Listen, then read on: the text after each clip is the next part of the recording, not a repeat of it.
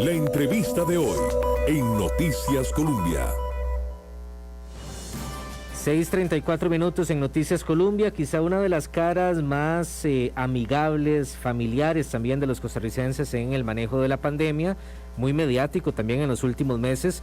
El doctor Mario Ruiz nos atiende a esta hora, gerente médico de la Caja Costarricense de Seguro Social. En la última entrevista que le hacemos, si no hay ninguna eventualidad de aquí al fin de semana, la última entrevista que le hacemos como gerente médico de la Caja. Esperamos conversar más adelante como subdirector del Hospital de Heredia y también como cirujano. El doctor Mario Ruiz, como ya lo habíamos informado desde hace varias semanas, había confirmado ya su renuncia y bueno, estaba en ese tiempo de transición que se termina este fin de semana. Doctor Ruiz, bienvenido a Noticias Colombia, un gusto poderlo saludar esta mañana. Hola, buenos días, don Alan. Sí, efectivamente, este es el último fin de semana como gerente. Estamos trabajando más que nunca porque estamos en procesos muy importantes.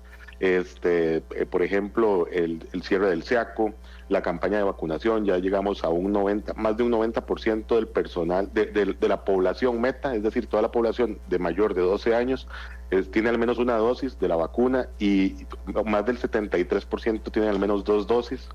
Y eso es producto del trabajo de todo el personal de la Caja, desde el personal de aseo, vigilancia, el personal de ventanillas, de redes, enfermeros, doctores, enfermeras especialistas en cuidados intensivos, médicos intensivistas, emergenciólogos. Son tanta la gente, el personal administrativo que también se ha puesto la camiseta increíblemente, y es gracias a ellos que estamos en este momento donde la pandemia está un poco bajo control.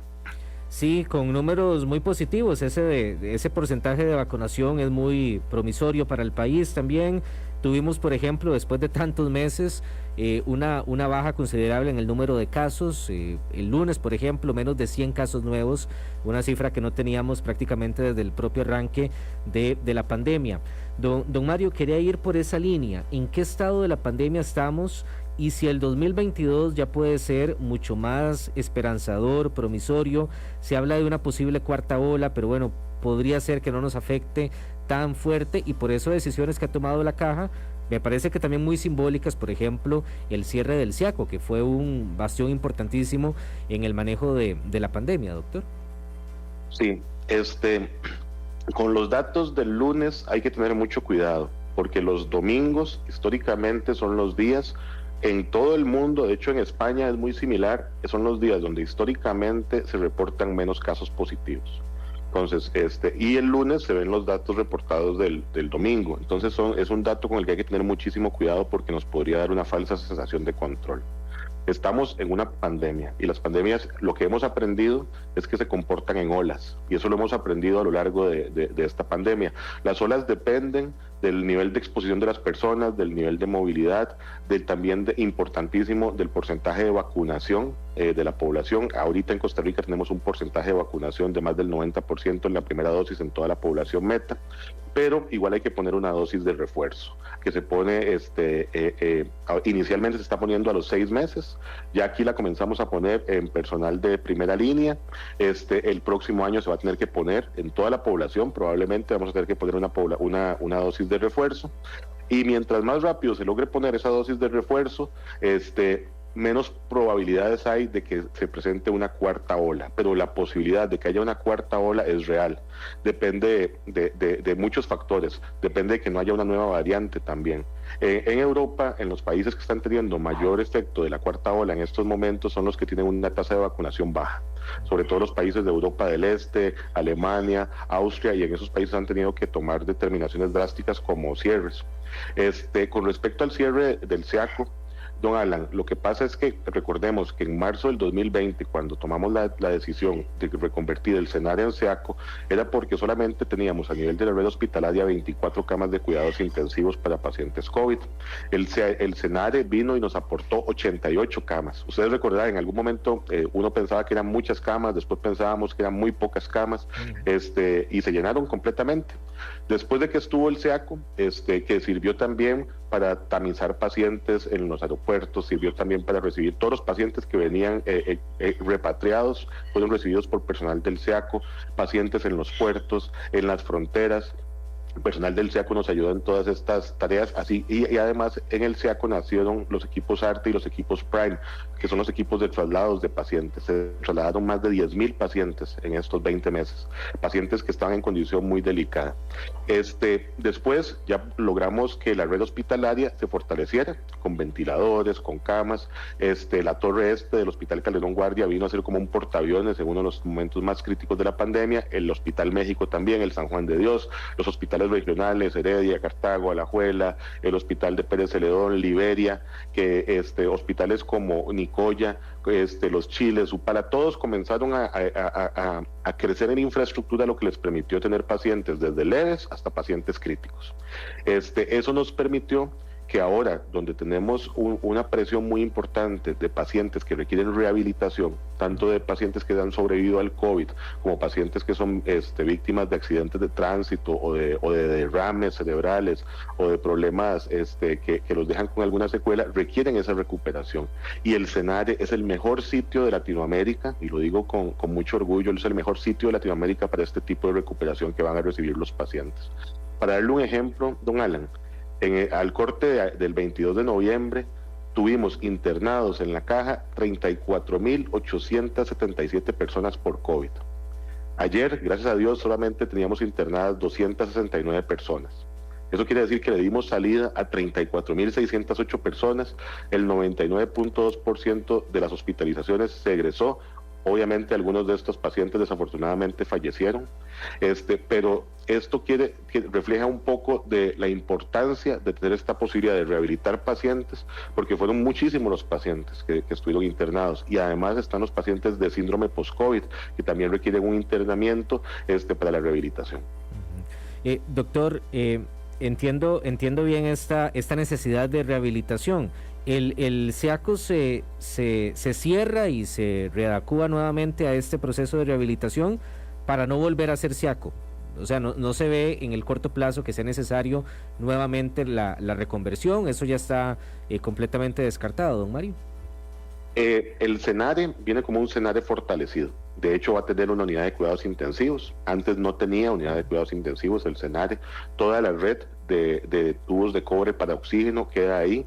También se van a operar cirugías complejas de columna. Se van a manejar pacientes más complejos de los que se manejaba antes.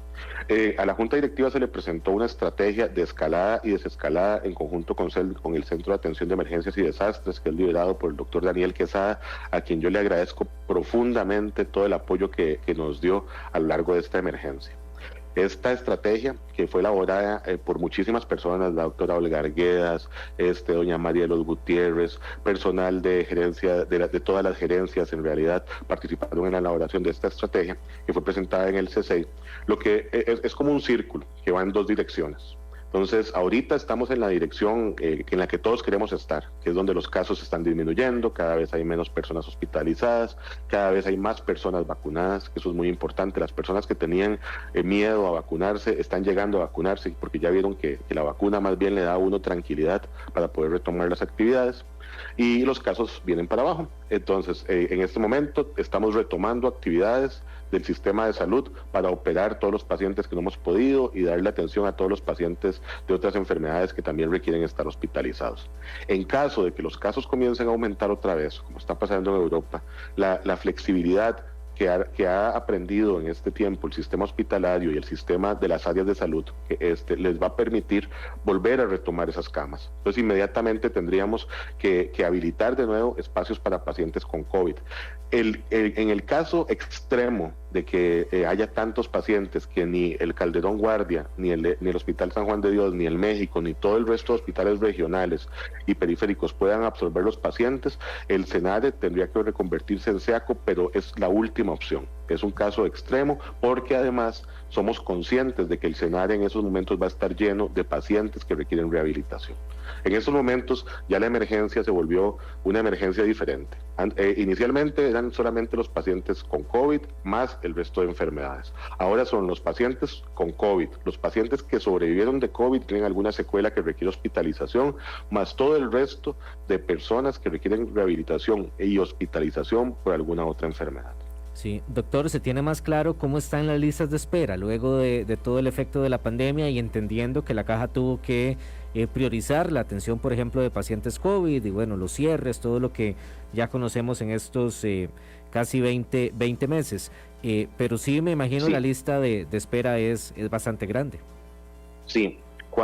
Desde marzo del 2020 se priorizó todo lo que tenía que ver con cáncer, con emergencias, las emergencias se siguieron operando y con todas las cirugías electivas urgentes. Es decir, el jefe de cada servicio determinaba si había alguna cirugía electiva que era urgente operar a pesar del riesgo de la exposición al virus en ese momento que no había vacuna. Con respecto a las consultas externas, muchas de estas pasaron a teleconsulta. La teleconsulta, y es un criterio que hemos hablado varias veces con varios expertos, tiene que mantenerse para ciertas patologías. Es una consulta que beneficia tanto desde el punto de vista económico al sistema de salud, pero lo más importante al paciente, que no tiene que desplazarse y lo evita exponerse a muchísimas cosas. Entonces, muchas de estas, las que se pudo, se estaban dando a través de una teleconsulta, pero hay algunas que se tienen que dar de forma presencial. Es por eso que a través de la Unidad Técnica de Listas de Espera, que la lidera la doctora Mardi Ramos, que vean qué interesante, durante la pandemia la doctora Ramos y su equipo de trabajo se dedicó a asegurarse, y se va a seguir dedicando, porque no ha terminado la pandemia, a asegurarse de que todos los pacientes que fallecen tengan un trato digno y que se le dé el paciente correcto a la familia correcta. Pero ahora, como han disminuido los casos, y esto ya se venía planificando también desde antes, hay muchísimos programas de atención oportuna que ya están dando inicio. Ya se están dando programas de atención oportuna para adelantar cirugías de cataratas. Ya realizamos uno en Ciudad Neyli que fue muy exitoso. También para adelantar consultas de rehabilitación, que hay una empresa muy importante de consultas de rehabilitación. Y así se ha establecido todo un programa de atención para cirugía, para atención oportuna a lo largo y ancho del país. Más de 50 programas van a haber, y probablemente van a haber muchísimos más conforme logremos tener la pandemia bajo control y nos permita avanzar en la atención de los pacientes no COVID.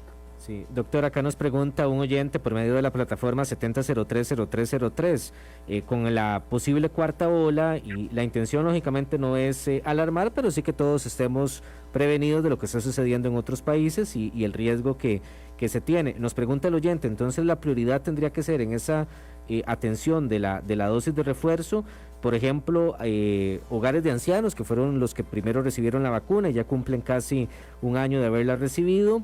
Sé que los trabajadores de primera respuesta ya la están recibiendo, y lógicamente adultos mayores. Al completarse los 6 meses del esquema completo, ahí aumenta considerablemente el riesgo, doctor. Sí, recordemos que las vacunas las compra la Comisión Nacional de Emergencias, que ha hecho un excelente trabajo no solo en esto, sino en todo lo demás, y don Alex Solís ahí ha sido todo un líder en el manejo integral de esta emergencia. Las compra la Comisión Nacional de Emergencias. El Ministerio de Salud, a través de la Comisión Nacional de Vacunas, es la que establece cuándo se pone la vacuna aquí y a quién se le pone, y nosotros como caja somos los encargados de aplicar esas vacunas. Probablemente la Comisión Nacional de Vacunas va a tomar lecciones aprendidas de este año de vacunación e implementarlas para que así el ciclo de vacunación del próximo año sea todavía más eficiente. Aquí dependemos de la cantidad de vacunas que llegan. Mientras más vacunas lleguen, más rápido se ponen. La caja puede poner, y ya lo vimos, hasta 500,000 vacunas en 10 días, e inclusive podríamos poner más. Hemos elaborado planes y estrategias para que, de ser necesario, se pongan más de 500,000 vacunas si las tuviéramos en 10 días. Entonces, depende de la cantidad de vacunas, y la ventaja que tiene el país es que la Comisión Nacional de Vacunas es un grupo muy técnico que ha tomado decisiones muy claras, que han sembrado un norte de hacia dónde ir en el tema de vacunación, y ahí liderados por el doctor Daniel Salas. Doctor, ¿qué le quedó pendiente? Ha sido, me imagino, meses de muchísimo trabajo, estresantes, muy fuertes, que usted posiblemente antes del 2020 jamás se lo imaginaba. ¿Qué le quedó pendiente en ese trabajo tan difícil, tan complicado? Y destacar, bueno, la caja fortalecida en el manejo de la pandemia, siempre con retos, siempre con cosas por mejorar, pero ahí se vio la fortaleza de la caja. Sí. Es interesante, don Alan, porque de hecho, hablando con el equipo de trabajo, en esta semana nos ha dado tiempo de hacer todo lo que hubiéramos querido y que lo veníamos planificando, ¿verdad? Porque han sido muchísimas cosas. Fortalecer más el primer nivel de atención. Eso siempre me lo voy a llevar como algo que yo creo que se debería de hacer. Con eso me refiero a que tienen que haber más EVAIS. Tienen que haber EVAIS más cerca de la población, tienen que haber, creo que la brecha son de más o menos 240 a 300 EVAIS que hacen falta. Eso significa que si tuviéramos esa cantidad de EVAIS, se podría atender entre 5.000 y 3.500 personas por EVAIS. Entonces las personas tendrían un acceso a la salud más oportuno, más cerca de su casa, y es salud preventiva. Donde no tendríamos que tratar la hipertensión, sino que la podríamos prevenir. No tendríamos que tratar la diabetes, sino que la podríamos prevenir. Y la medicina preventiva es más barata que la medicina curativa. Eso es lo que yo creo que me queda como algo que siempre quise hacer, pero tal vez si yo pudiera hablar con el Mario del 2019, de entre muchas cosas que le diría que el fortalecer el primer nivel de atención es algo que hay que hacer desde el día 1. Y es algo que no se puede hacer en una sola administración, pero sí dejarlo muy encaminado. Eso es algo que me queda pendiente. Doctor, se lo tengo también que preguntar, ¿quedarán por ahí algunos procedimientos pendientes, investigaciones, de las cuales también usted forma parte, por ejemplo, el tema de los call center? ¿Esto también pesó, por ejemplo, en la decisión de dejar el cargo y cómo toma también que esas investigaciones se mantengan en curso ya usted fuera de la gerencia médica?